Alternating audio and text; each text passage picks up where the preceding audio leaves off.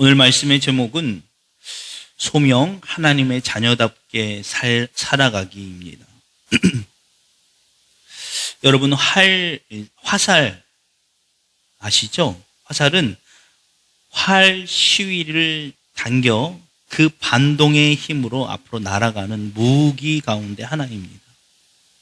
그런데 이 화살에 앞으로 나아가는 데 있어서 굉장히 방해가 되고 혹은 불필요한 구성 요소가 있는데 그거 무엇이냐면 화살의 뒤에 있는 깃털과 같은 존재예요. 이 깃털은 오히려 바람의 영향을 많이 받나요? 적게 받나요? 바람의 영향을 많이 받죠. 그래서 바람의 저항을 받기 때문에 오히려 화살이 그 반동의 힘으로 앞으로 날아가는데 굉장히 저항이 생긴다는 거예요. 그런데 이 화살에 깃털이 없으면 안 돼요. 왜냐하면 바람의 저항을 뒤쪽에서 받기 때문에 화살이 온전히 앞을 향하여 나갈 수 있도록 만드는 역할을 하기 때문에 그래요. 즉 바람의 저항으로 인하여 화살의 방향, 정해진 방향을 향해 다른 곳을 가지 않고 그 방향을 향해 나아갈 수 있는 힘이 생긴다는 거예요. 우리가 앞으로 나가려고 하고 내 인생에 무엇인가 목표를 정해놓고 손살같이 날아가는 화살처럼 가기를 원하지 어느 누구든지 무엇인가에 때문에 그것으로 인해서 저항을 받거나 혹은 방해가 되는 것을 좋아하는 사람은 없습니다. 그런데 하나님은 놀랍게도 우리 인생 가운데 이와 같이 화살의 맨 끝부분에 있는 깃털과 같은 무엇인가를 꼭 우리에게 주셨다.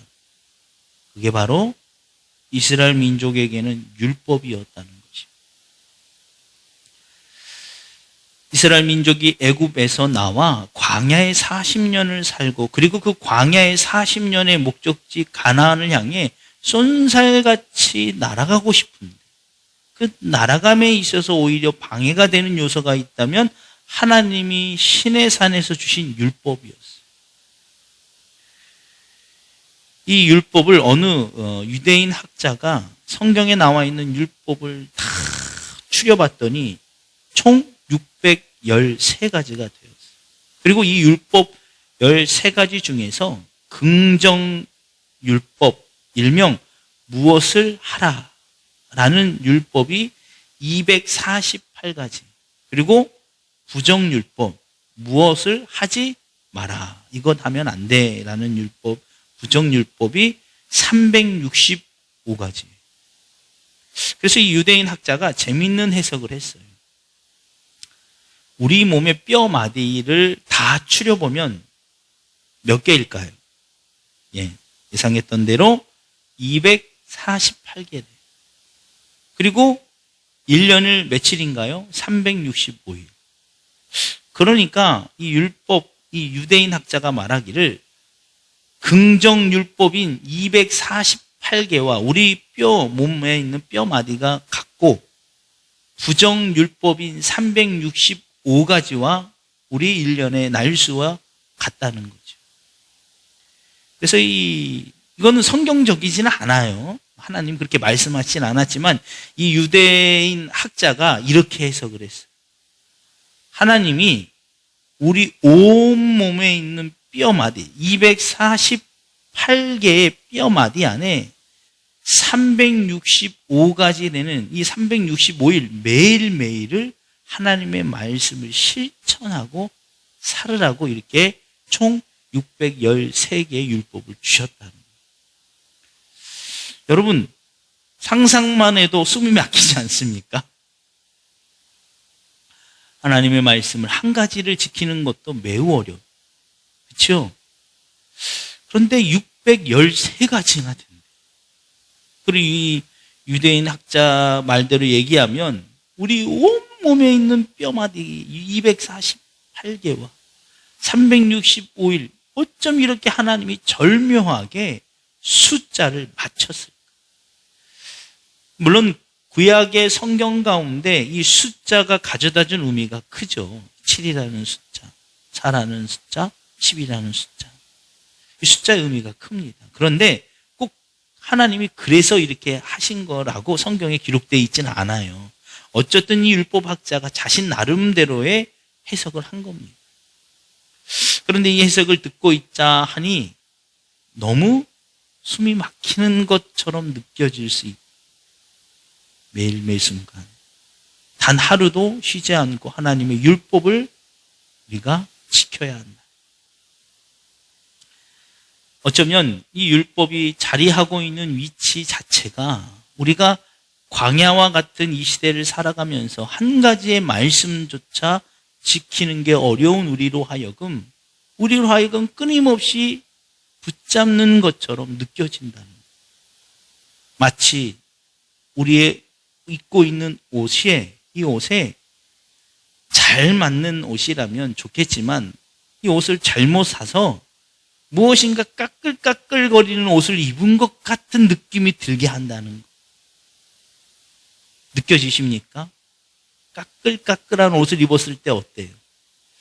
저는 실제로 이 티 가운데 이 목티를 잘 못 입었어요. 왜냐하면 그 목티가 닿는 이 살결이 너무 싫어. 막 이 부분만 닿는데도 막 까끌까끌하고 막 하루 종일 신경이 있어요. 근데 만약 이 온몸에 그런 옷을 둘렀다면 어떨까요?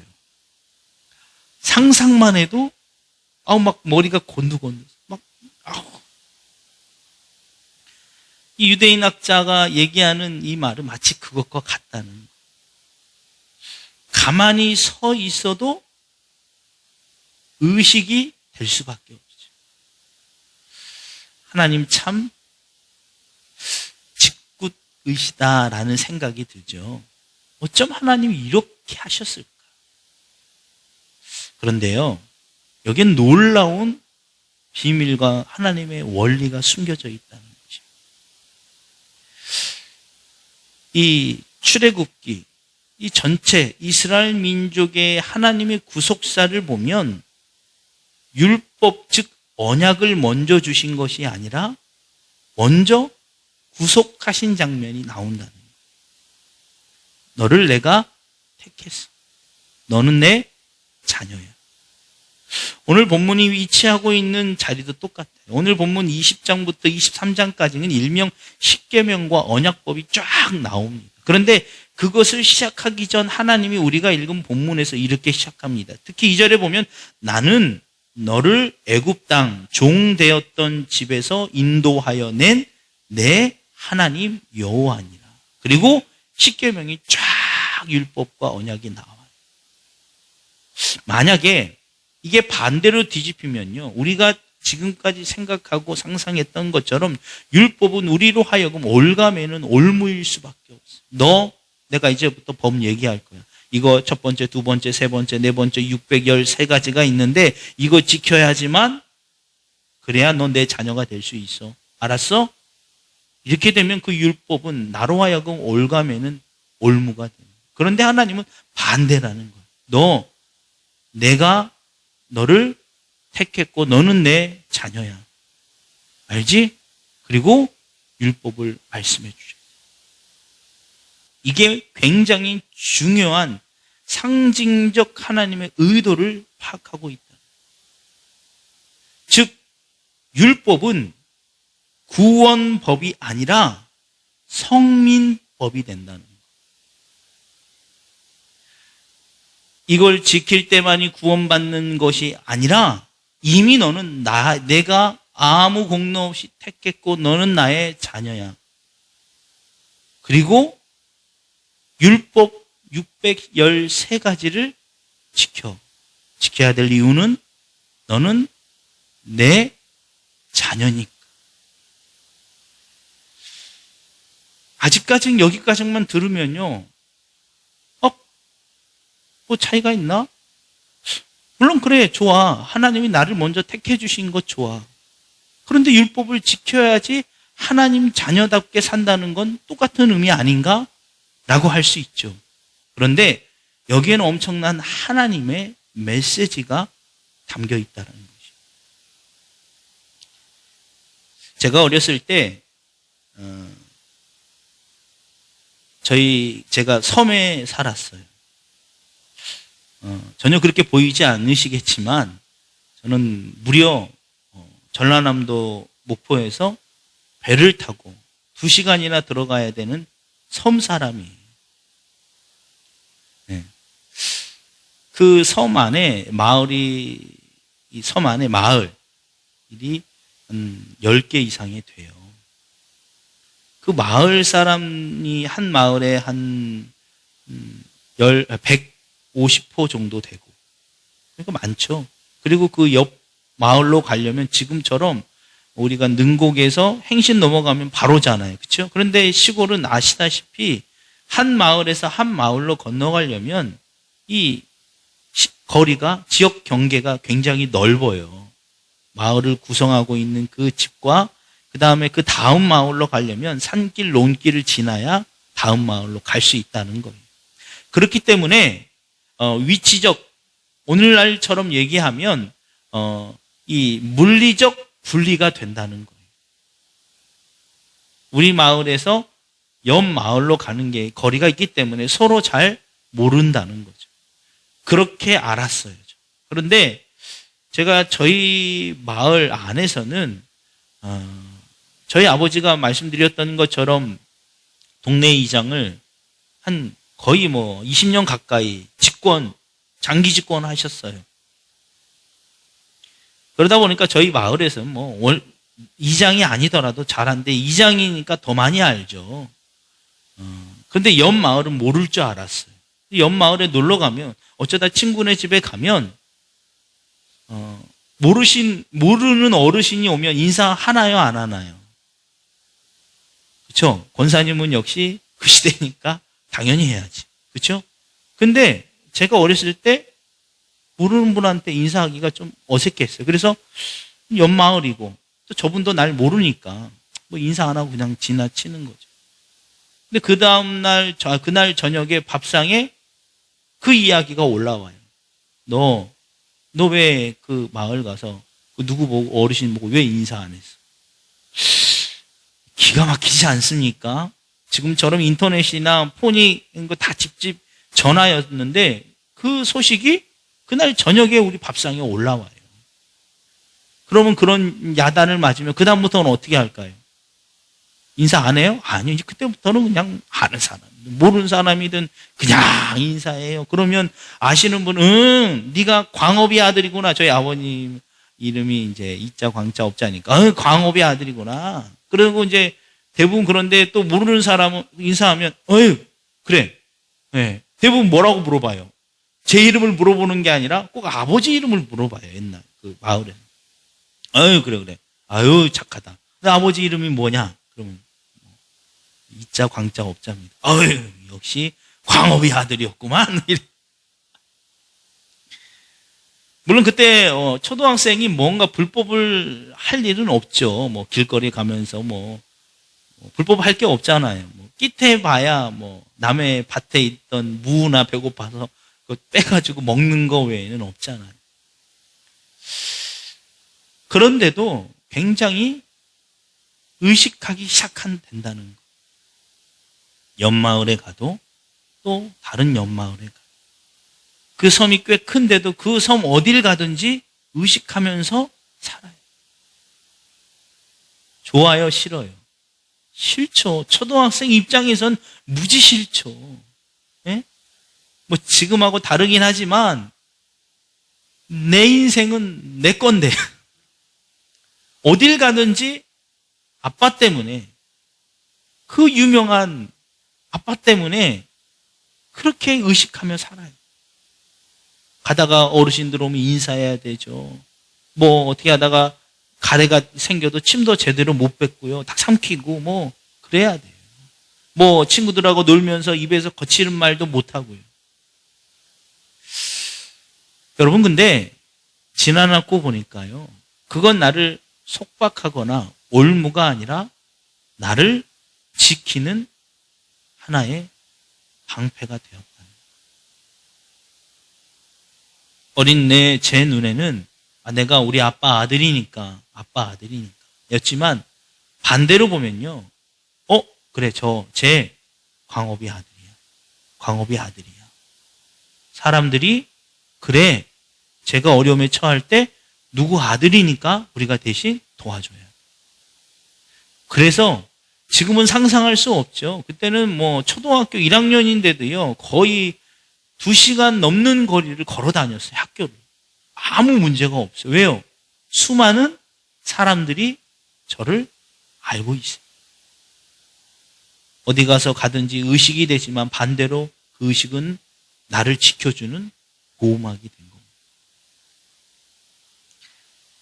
이스라엘 민족에게 율법은 그와 같은 증거인 것. 너희 내 자녀야. 이건 하나님의 절대적 은혜죠.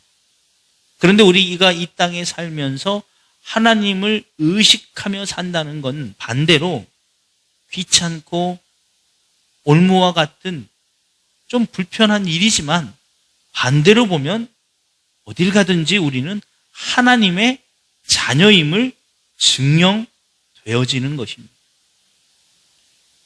여러분, 율법을 지키는 거 아까와 어떻습니까? 다른 생각이 들지 않습니까? 아까는 나를 올가맸고 아까 깔끔깔끔한 옷을 입는 것처럼 날 불편하게 한 것만으로 생각되어졌지만 반대로 생각하니까 하나님이 나를 무척이나 사랑한다는 메시지가 된다는 것입니다. 이처럼 우리는 하나님을 의식하면서 살아가야 될 존재임을 믿으시기 바랍니다. 그런데 우리가 이 시대를 살아가면서 이처럼 하나님을 의식한다는 것이 매우 우리에게 엄청난 이득이 되고 있음을 증거하는 게 또 한 부분이 있는데 오늘 이 부분을 말씀드리고 마치려고 합니다. 시편 1편에 보면 복 있는 사람이라고 시작합니다. 그런데 그 내용을 보면 복 있는 사람과 거리가 머는 방법으로 시작하고 있어요. 오히려 복이 없는 사람으로 시작하는 것처럼 느껴져요. 복이 있는 사람이 되려면 이것도 해야 되고 이것도 해야 되고 이것도 해야 돼요. 마치 복이 지지리도 없는 누군가에게 누가 너 있잖아. 너 그대로 살면 복 받을 수 없고 저주받은 인생이야. 그러니까 내 말 잘 들어. 너 이제 복 받은 인생이 되려면 악한 자와 동행하지 말아야 되고 자리에 잘 누워야 되고 자리에 잘 서야 돼. 너 그렇지 않으면 복 받지 못하는 저주받은 인생으로 끝나 와 같이 시편 1편이 된다는 것입니다. 우리는 복 받을 만한 존재로부터 시작되지 않았다는 것. 오히려 우리는 하나님으로부터 멀어진 탕자와 같은 존재람을 믿으시기 바랍니다. 우리는 오히려 탕자와 같은 존재. 이미 아버지의 품을 떠나온 존재라는.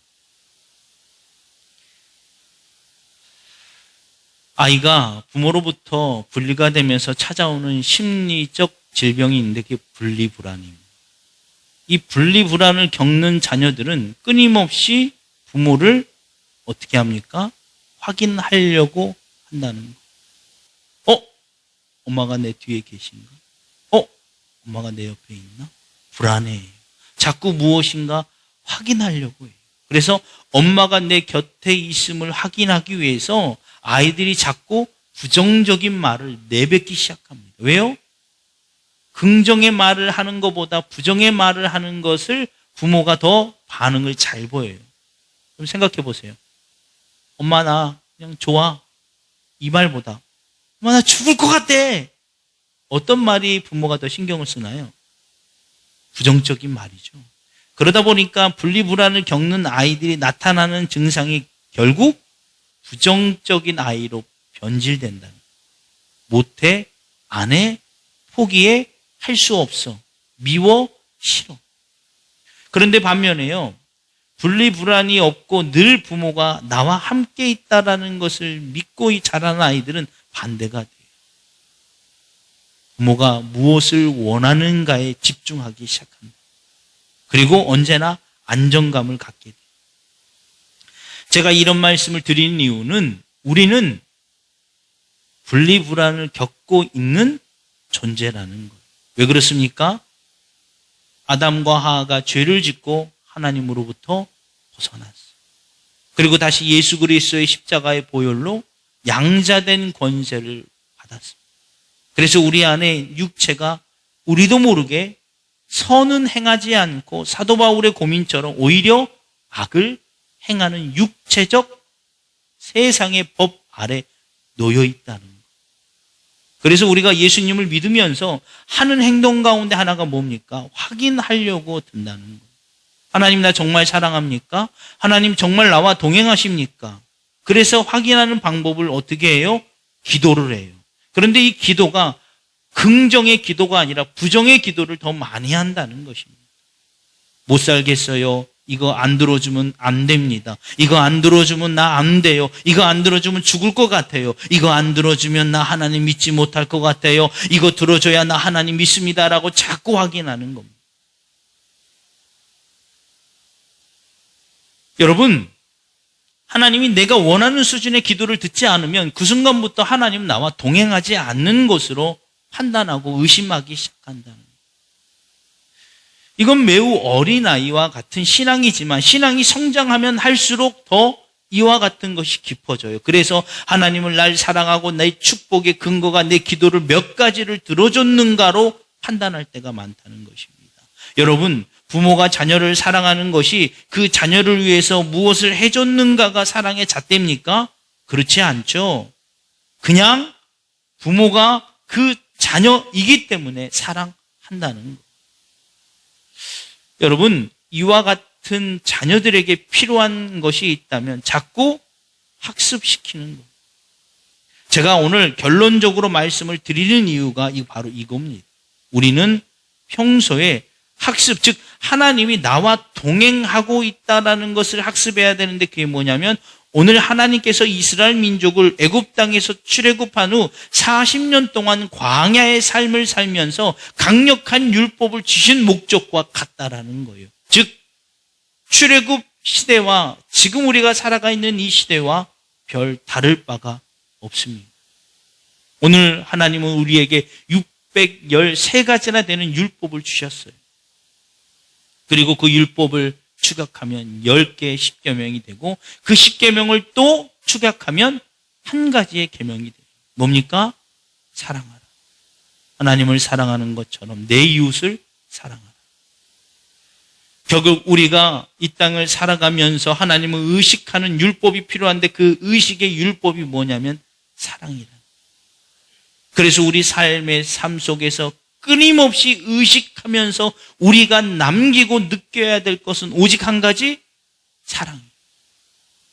내가 무엇을 하든지 내가 어떤 일을 했든지 내 행동과 내 말과 내 모든 행적을 통해서 사랑이 드러나지 않으면 그건 하나님과 전혀 무관한 인생으로 살아가고 있다. 그런데 비록 세상에 자랑할 것 없고 내세울 것 없는 인생을 살아갈지라도 나를 통해서 사랑이 나타나고 있다면 그는 누구보다 하나님을 의식하면서 사는 것이고 누구보다 하나님이 그와 동행하고 있다라는 증거가 되는.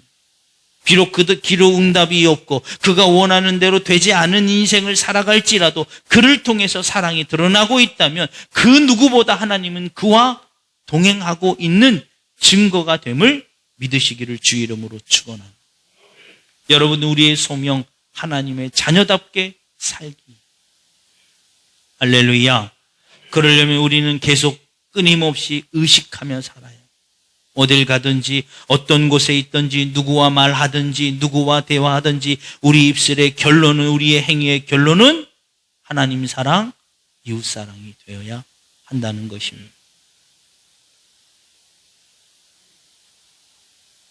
그래서 마태복음 22장 37절로 40절에 예수께서 이르시되 내 마음을 다하고 목숨을 다하고 뜻을 다하여 주 너의 하나님을 사랑하라 하셨으니 이것이 크고 첫째 되는 계명이요. 둘째, 여기서 중요한 게 있어요. 잘 보세요. 예수님이 말씀하실 때 첫째 계명이 목숨과 뜻과 모든 걸 다해 하나님 사랑하라. 이게 첫째고 크고 첫째 된 계명이요. 그럼 이게 생각할 때 이게 상위법이구나. 그리고 둘째는 그 밑에 이걸 지키고 그 다음에 이게 덜 중요하다 이렇게 생각하지만 그렇지 않아요. 보세요. 말씀 가운데 보니까 둘째도 그와 같으니, 할렐루야, 그와 같으니 내 이웃을 내 자신같이 사랑하라. 할렐루야. 뭐가 남아야 돼요?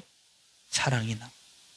하나님을 사랑하게 되면 자연히 이웃을 사랑하게 된다. 우리 교회는 하나님 무척 사랑해. 그런데 이웃하고는 아무 관련이 없으면 그건 거짓말이에요. 물론 반대가 돼도 안 되겠죠. 우리 이웃 사랑해. 근데 하나님 몰라. 이것도 안 되겠죠. 우리 교회가 사회복지재단이 아니니까. 우리가 하나님을 사랑하는 것만큼 내 이웃을 사랑하기를 주의 이름으로 축원합니다. 여러분, 혹시 여러분들 가운데 교회를 다니면서 전혀 까끌까끌하지 않은 아주 너무 편한 옷을 입는다면 그건 의심해 보셔야 해요. 내가 어쩌면 하나님과 무관한 삶을 살아갈 수도 있다라는 것. 우리는 매 순간 무엇을 하든지 마치 까끌까끌한 옷을 입는 것과 같은 의식함이 있어야 한다라는 것. 이렇게 하면 안 되는데 여기 계신 하나님이 이걸 원하지 않으시는데 난 이거 하기 싫은데 하나님은 이걸 원하셔. 자꾸 까끌까끌해요. 우리 스스로 모든 삶 가운데 하나님을 의식하기 시작한다는 것. 그러면 그 결론의 열매가 우리를 통해서 사랑을 맺게 됨을 믿으시기를 주 이름으로 축원합니다. 오늘 아무쪼록 안 그래도 힘든 인생의 무거운 짐 내려놓고 여기서 편안하게 가려고 했더니 우리 목사님이 다시 도로 다 벗어놓은 거 옷 입혀 짊어지게 하고 거기다 하나 더 짊어지게 하고 가는구나 하지 마시고 그게 여러분에게 하나님이 자녀됨, 하나님이 우리를 특별히 여기고 계신 증거임을 믿으시면서 오늘부터 시작되는 여러분의 삶 가운데 하나님의 자녀답게 살아가시기를 주의 이름으로 간절히 축원합니다. 이 시간 우리 찬송가 259장입니다. 259장. 예수 보혈로 그대는 씻기어 있는가? 할렐루야, 할렐루야. 예수 그리스도의 보혈로 씻겨 있습니까? 나는요, 물론 예수 그리스도 보혈을 믿지만 내 그렇게 큰 죽을 죄를 잘 져본 적이 없어서요. 그렇게 큰 감흥이 안 와요. 왜 그럴까요? 까끌까끌한 옷을 입어본 적이 없기 때문에 그래요. 편한 옷. 내가 하나님께 기도할 때 하나님 더 편안한 옷 주세요. 옆집에 살고 있는 그 엄마가 누구의 엄마가 부러워할 만한 옷 주세요. 우리 이 시댁 식구들이 부러워할 만한 옷 주세요. 세상이 다 알아주는 그런 아주 부러워할 만한 옷 주세요. 그러니까 옷이 입어도요 까끌까끌하지가 않아요. 세상과 별 다름없는 교회로 교회가 점점 우리가 어쩌면 빠져가고 있는 교회 안에 통곡하고 자복하는 교회가 점점 사라진다.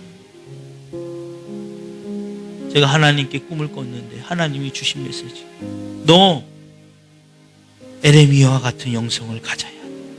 에레미야와 같은 영성을 가져야 돼. 에레미야처럼 민족을 위해서 눈물로 기도하는 참회하고 통곡하는 영성이 목회자가 돼.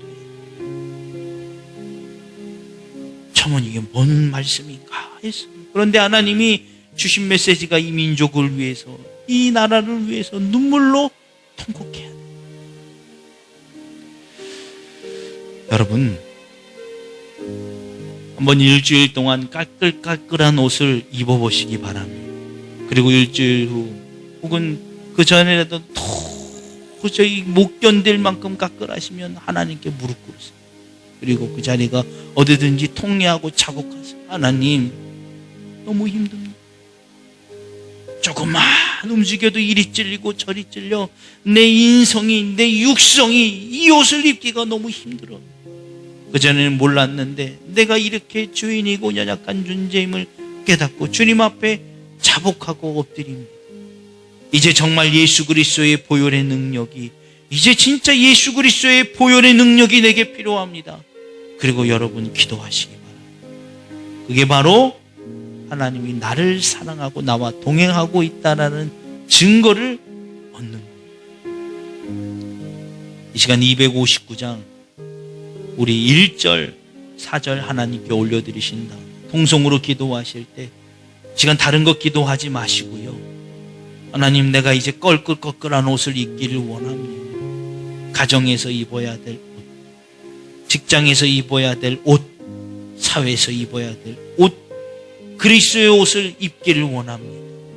꺼끌꺼끌하고 의식되고 조금만 움직여도 이런 옷을 입기를 원합니다. 그 믿음 주옵시고 그 옷 입고 어딜 가든지 말 하나에 행동 하나에 눈짓 하나에 예수 그리스도가 나를 통해서 나오게 하여 주옵소서. 이렇게 간절히 기도하시고요. 두 번째 기도하실 때 여러분, 나라와 민족을 위해 기도하세요. 특별히 한국교회를 위해서 기도해 주세요. 여러분, 우리 눈물로 기도하셔야 해요. 어쩌면 하나님이 이 코로나가 한국교회에 가져다주는 큰 기회라고 저는 생각합니다. 뭐 부흥할 수 있는 기회 이런 게 아니라요, 회개하고 돌이킬 수 있는 기회라고. 이거 이대로 뒀다가는 도대체 간에 끝을 모르게 나갈 것 같으니까 오히려 코로나로 인해서 다시 제자리. 여러분, 한국교회 왜 기도하셔요? 그리고 여러분, 이제 여러분 기도하실 때 다음 주에 저희 교회, 저희 지방에 장로님들 20분 이상이 이제 오셔서 예배를 드려요. 오후 4시에. 오히려 이제 11시 오전 예배는 드리고 오후 4시는 이제 인원 제한이 있기 때문에 우리 성도님들은 오시기가 어렵습니다. 그냥 저하고 저희 사모만 맞이하면 되는데 기도해 주세요. 그분들이 각 우리 지방의 모든 교회 수장과 같은 분이세요. 평신도. 그분들이 와오셔서 그분들은 우리에게 힘이 되려고 오신 거예요. 근데 저는 말씀을 준비하면서 저분들이 변화돼서 각 교회로 흩어져서 우리가 그렇게 끊임없이 기도하는 것처럼 교회가 쇄신되었으면 좋겠다. 뭐 교회가 문제 있다는 소리가 아니라 그런 기도 꼭 해주시기 바랍니다. 이 시간 우리 찬송가 259장 1절 4절 우리 하나님께 올려드리도록 통성 기도하겠습니다.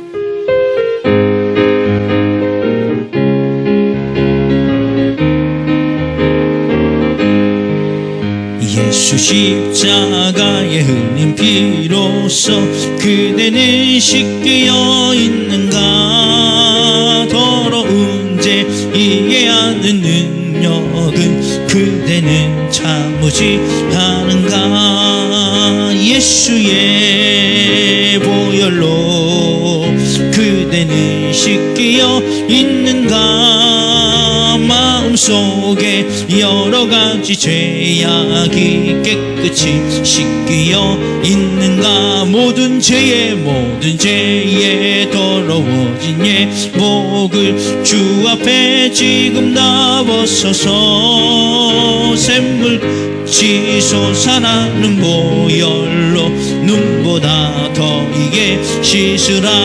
아멘. 예수의 보혈로 그대는 씻겨 있는가. 마음속에 여러 가지 죄악이 깨끗이 씻겨 있는가. 예수의 보혈로 그대는 씻겨 있는가. 마음 속에 여러 가지 죄악이 깨끗이 씻기어 있는가. 주여 삼창하고 통성으로 기도하도록 하겠습니다. 주여 주여 주여. 아버지 하나님, 이 시간 주님 앞에 간절히 기도합니다. 이미 이곳 가운데 계시며 이곳 가운데 역사하시며 우리 안에 계시며 우리 가운데 역사하시며 우리의 입술의 열매를 가지고 계시며 우리의 모든 기도의 음성을 들으시는 하나님, 불꽃 같은 눈동자와 인자한 길을 우리를 향하고 있음을 믿습니다. 아버지 하나님, 이 시간 주님 앞에 간절히 기도하오니 하나님의 거룩한 성령의 역사하심이 이곳 가운데 임하여짐으로 말미암아 기도를 회방하는 모든 악한 사단의 세력이 나사렛 예수 그리스도의 이름으로 떠나가며 물러가게 하여 주옵시고, 오직 하나님의 거룩한 영이 우리 가운데 임하여지게 하여 주옵소서. 우리의 입술의 열매를 그대로 하나님의 앞에 상달되고 있음을 깨닫게 하여 주시고, 그와 같은 믿음의 능력을 더하여 주옵소서. 아버지 하나님, 이 시간 주님 앞에 간절히 기도하오니 하나님의 거룩한 성령의 역사가 그들 가운데 임하여짐으로 말미암아 모든 권세의 역사가, 악한 권세의 역사가 떠나가게 하여 주시고, 하나님의 거룩한 영이 강력하게 임하여짐으로 말미암아 아버지 하나님, 우리의 모든 음성이 하늘로 빨리 올라가는 그와 같은 믿음의 눈을 열어주사 환상을 보게 하여 주옵소서. 그리고 그와 같은 역사가 나타나고 있음을 깨닫게 하여 주시고, 이 시간 믿음을 가지고 하나님 앞에 기도하게 하여 주옵소서. 하나님이 들으시고 계심을 믿음을 가지고 기도하게 하여 주옵소서. 모든 악한 것들을 파하며 육신의 질병을 치유하며 정신적 문제를 해결하시는 만군의 주 여호와 하나님이 이곳 가운데 있음을 깨닫게 하여 주옵소서. 우리의 기도의 음성을 듣고 있음을 믿게 하여 주옵소서. 오늘 저들 가운데 믿음의 증거가 나타나게 하여 주시되, 예수 그리스도의 보혈로 우리가 이미 구원을 받았음을, 그 무엇과도 비교할 수 없는 그 영광 안에 우리가 있음을 믿음의 증거로 저들이 갖게 하여 주옵소서. 믿음의 증거를 잡게 하여 주옵소서. 믿음의 증거를 잡게 하여 주옵소서. 내가 영원히 죽을 수밖에 없는 죄악의 존재에서, 영원히 죽을 수밖에 없는 저주받은 자녀와에서 하나님의 양자된 권세를 이미 받았음을 깨닫고, 그 양자된 권세가 우리 안에 있음을 깨닫고, 그 양자된 권세의 권능이 우리에게 있음을 깨닫고, 그 믿음을 가지고 이 시간 기도할 때 기도하는 곳마다 하나님의 보혈의 역사와 능력이 나타나게 하여 주옵소서. 아버지 하나님, 이 시간 주님 앞에 간절히 기도하오니 예수 그리스도의 보혈의 능력이, 예수 그리스도의 보혈의 권세가, 예수 그리스도의 보혈의 능력이 아버지 하나님 이곳 가운데 차고 넘치게 하여 주옵소서. 특별히 아버지 하나님의 이 동영상을 통하여 아버지 하나님 예배를 드리는 모든 심령 가운데, 그의 가정과 그가 머무는 곳마다, 그가 예배하는 곳마다 하나님의 거룩한 보혈의 역사가 나타날 수 있도록 인도하여 주옵소서. 아버지 하나님, 이 시간 주님 앞에 간절히 기도하오니 악한 것들이 떠나가며 하나님의 말씀에 질서가 잡히게 하여 주옵소서. 아버지 하나님, 이 시간 주님 앞에 간절히 기도하오니 하나님 역사하여 주옵소서. 하나님 역사하여 주옵소서. 하나님 역사하여 주시옵소서. 하나님의 거룩한 능력의 손으로 붙잡아 주옵소서. 하나님 역사하여 주옵소서. 하나님 역사하여 주옵소서.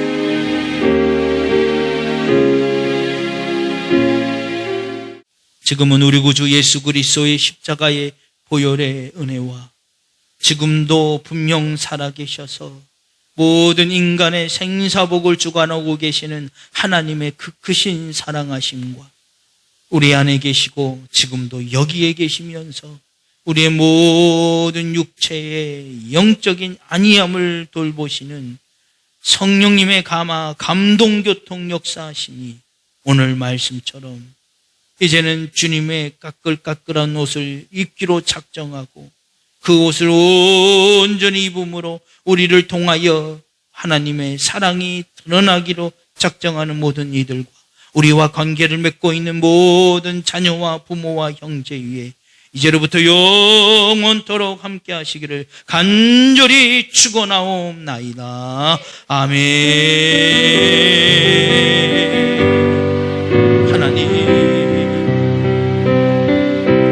하나님 하나님 역사하여 주시옵소서.